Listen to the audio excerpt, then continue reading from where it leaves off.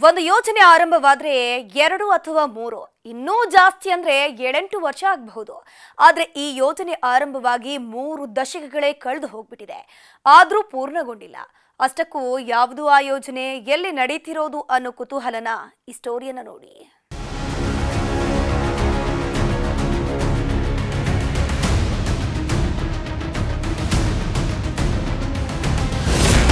ಸಿಂಗಟಲೂರು ಏತ ನೀರಾವರಿಗೆ ಬಿಡದ ಗ್ರಹಣ. 3 ದಶಕಗಳೇ ಕಳೆದ್ರೂ ಮುಕ್ತಾಯವಾಗದ ಕಾಮಗಾರಿ. ತುಂಗಭದ್ರಾ ಜಲಾಶಯಕ್ಕೆ ಭೂಮಿ ಕಳೆದುಕೊಂಡ ರೈತರಿಗೆ ಪರ್ಯಾಯವಾಗಿ ಸಿಂಗಟಲೂರು ಏತ ನೀರಾವರಿ ಯೋಜನೆ ಆರಂಭಿಸಲಾಗಿತ್ತು. ಇದು ಜಲಾಶಯದಿಂದ ಭೂಮಿ ಕಳೆದುಕೊಂಡ ರೈತರಿಗೆ ಭರವಸೆಯ ಬೆಳಕು ಮೂಡಿಸಿತ್ತು. ಆದರೆ ಭರವಸೆಯಾಗಿಯೇ ಉಳಿದು ಬಿಟ್ಟಿದೆ. ಅದು ಕೂಡ ಬರೋಬ್ಬರಿ 30 ವರ್ಷಗಳ ಬಳಿಕವೂ.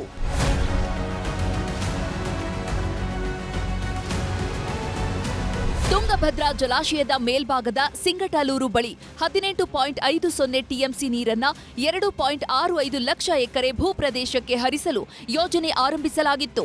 ಸಿಂಗಟಲೂರಿನ ಬಲದಂಡೆಯಿಂದ 40,000 ಎಕರೆ ಪ್ರದೇಶಕ್ಕೆ ನೀರು ನೀಡಲಾಯಿತು. ಆದರೆ ಎಡದಂಡೆ ಭಾಗವಾದ ಗದಗ, ಕೊಪ್ಪಳ ಜಿಲ್ಲೆಯಲ್ಲಿ ನೀರಾವರಿಗಾಗಿ ಕಂಡ ಕನಸು ನನಸಾಗಲೇ ಇಲ್ಲ. ಈ ಭಾಗಕ್ಕೆ ಮಧ್ಯಪ್ರದೇಶ ಮಾದರಿಯಲ್ಲಿ ಸೂಕ್ಷ್ಮ ನೀರಾವರಿ ಯೋಜನೆ ಅಳವಡಿಸಲು ಯೋಜನೆ ರೂಪಿಸಲಾಗಿತ್ತು. ಇದಕ್ಕಾಗಿ 134 ಕೋಟಿ ರೂಪಾಯಿ ಇನ್ನೂ ಬಾಕಿ ಇದೆ. ಆದರೆ ಜನಪ್ರತಿನಿಧಿಗಳ ನಿರ್ಲಕ್ಷ್ಯದಿಂದ ಯೋಜನೆಯೇ ಹಳ್ಳ ಹಿಡಿದು ಬಿಟ್ಟಿದ್ಯಾ ಅನ್ನೋ ಅನುಮಾನ ಕಾಡತೊಡಗಿದೆ.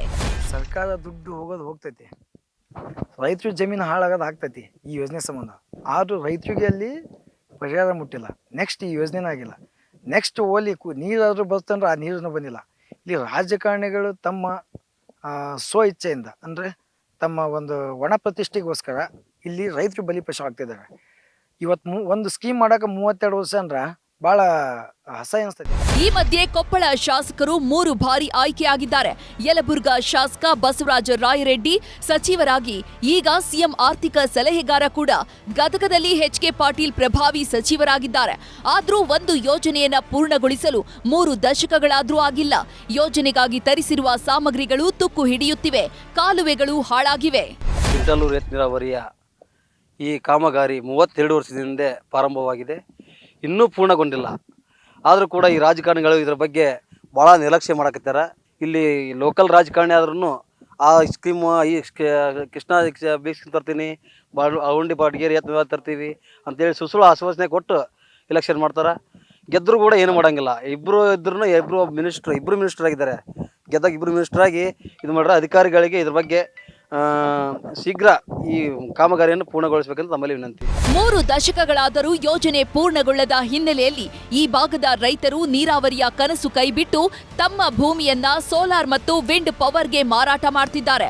ಬರುವ ದಿನಗಳಲ್ಲಿ ಸಿಂಗಟಲೂರು ಏತ ನೀರಾವರಿಗೆ ಭೂಮಿಯೇ ಇಲ್ಲದಂತಹ ಸ್ಥಿತಿ ಎದುರಾಗೋ ಎಲ್ಲಾ ಸಾಧ್ಯತೆಗಳಿವೆ.